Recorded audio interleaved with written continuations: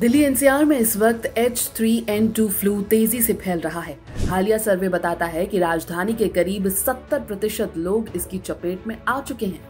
जाहिर है हालात चिंताजनक हैं। हमारी टीम पहुंची सर गंगाराम अस्पताल और दिल्ली की गलियों में, जहां से इस फ्लू का असर साफ झलकता है। दिल्ली की गलियों में एमसीडी की टीमें लगातार छिड़काव कर रही हैं ताकि इस मौसमी वायरस का प्रसार रोका जा सके। सर गंगाराम अस्पताल में सुबह से ही खांसी, जुकाम और तेज बुखार से परेशान मरीजों की कतारें लगी हुई हैं। डॉक्टरों का कहना है कि ये वायरस साधारण जुकाम से कहीं ज्यादा गंभीर है और लंबे समय तक शरीर को तोड़ता है। सर, बहुत तेजी से वायरस जो फैल रहा है, कितना खतरनाक भी हो सकता है और क्या आपके अस्पताल में भी संख्या अब ऐसे ही बढ़ गई है? देखिए, संख्या अस्पताल में भी है और पूरी दिल्ली में ही बहुत ज़्यादा बढ़ गई है। ये basically influenza type A virus है, तो ये सीजनल होता है और ऐसे में ये होता है कि ये जैसे कॉमन कोल्ड, जुकाम जैसे सिम्टम्स होते हैं उस तरह से शुरू होता है, बट इसके सिम्टम्स उससे ज़्यादा सीवियर हैं, जैसे बुखार होना, खांसी होना, जुकाम होना और बहुत ज़्यादा मेलेज का मतलब है जैसे हम बहुत ज़्यादा वीक फील करते हैं, ये होता है और ये बहुत कंटेजियस है। अगर एक इंसान को होता है तो वहाँ से ह्यूमन टू ह्यूमन ट्रांसमिशन बहुत फास्ट है।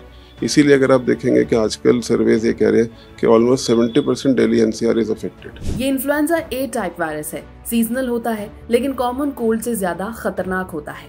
पड़ताल करते हुए हमने कई मरीजों से भी बात की। मेरे को अभी 6-7 दिन पहले हुआ था।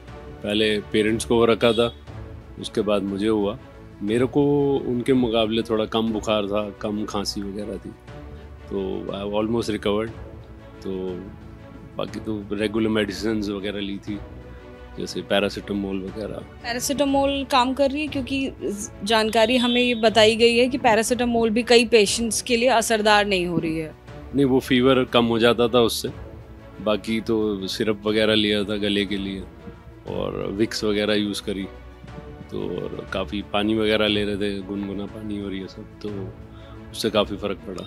आपको कितने दिन लगे ठीक होने में? ये 6-7 दिन लग गए। बहुत तेज़ी से वायरस फैल रहा है। आपके घर में जब शुरुआत हुई तो आपसे हुई या किसी और के थ्रू आपको ये वायरस पहुंचा? ग्रैंड चाइल्ड था, वो कॉलेज जाता है, पहले उसको हुआ, फिर उसके बाद उसकी दादी को हो गया, दादी से फिर घर में और लोगों को होता ही गया।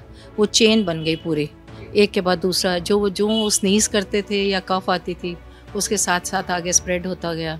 उसमें फिर एंटीबायोटिक लेने पड़े। एंटीबायोटिक के बाद फिर इतनी वीकनेस आई, उसको संभलने में थोड़ा टाइम लग गया। आपकी तबीयत कैसी है और कब वायरस हुआ था? मुझे हो गए 10-15 दिन पहले हुए थे। हाँ, तो 4 दिन तो मेरे को बुखार हुआ, उसके बाद बुखार तो खत्म हो गया, लेकिन खांसी जुकाम आज की डेट में भी है। कफ बहुत आता है और गर्म पानी से नहीं, नॉर्मल पानी पी रहे हैं डिहाइड्रेटेड के लिए, और सांस थोड़ा फूलता है, चलने में ना सांस फूलता है, ये प्रॉब्लम आ रही है जी।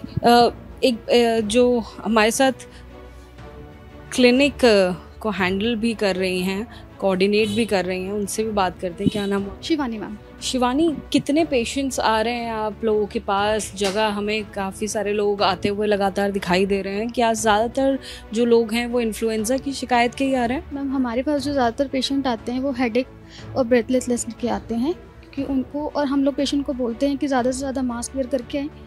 पेशेंट्स जो बैठते हैं, हम सोचते हैं कि हम उनको बोलते भी हैं कि आप थोड़ा सा गैप दे के बैठें, क्योंकि ये जो चीज़ है कि वो टचिंग से भी ज़्यादा प्रॉब्लम होती है पेशेंट को। तो हम यही कोशिश करते हैं कि ज़्यादा से ज़्यादा पेशेंट्स को जल्दी से जल्दी हम दिखा सकें और कम से कम यहाँ पे रश इकट्ठा कर सकें। H3N2 वायरस के लिए प्रिवेंशन टिप्स भी डॉक्टर ने हमें बताए। उन्होंने बताया कि संक्रमित लोग मास्क जरूर पहनें, बार बार हाथ धोएं और सैनिटाइजर का इस्तेमाल करें, भरपूर पानी पिएं और हाइड्रेटेड रहें, भीड़ भाड़ वाली जगहों से बचें, बुजुर्ग और पहले से बीमार लोग खास सावधानी रखें। जो हाल ही में सर्वे आया है उसका ये कहना है कि 10 में से 7 लोग इन्फेक्टेड हो गए हैं। अब ये तो बहुत बड़ा नंबर हो गया सर। अब ऐसे में बचाव कैसे किया जाए? देखिए, जैसे आप समझें कि इसमें ट्रांसमिशन बहुत फास्ट है, तो सबसे बड़ा बचाव है प्रिवेंशन। प्रिवेंशन का मतलब ये है कि एक इंसान से दूसरे इंसान को कैसे होगा, जब हम क्लोज प्रॉक्सिमिटी में होंगे। अगर हम कहीं जा रहे हैं, जो कोई इन्फेक्टेड इंसान है, अगर वो मास्क का यूज़ करता है। दूसरी चीज़ है कि हाथ से, अगर हम मान लीजिए अगर किसी को खांसी आती है, वो हाथ से उसको टच करता है और वही हाथ वो कहीं रखता है, वायरस वहाँ रहता है, कोई दूसरा इंसान उस पर हाथ लगाता है तो उसको भी चले जाता है।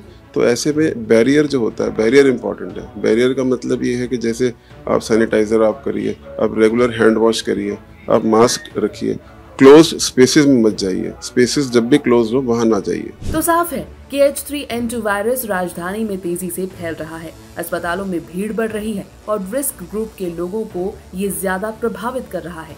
बचाव ही सबसे बड़ा इलाज है, मास्क, सैनिटाइजर और दूरी, क्योंकि बीमारी का असर लंबा खिंच रहा है और शरीर को कमजोर बना रहा है।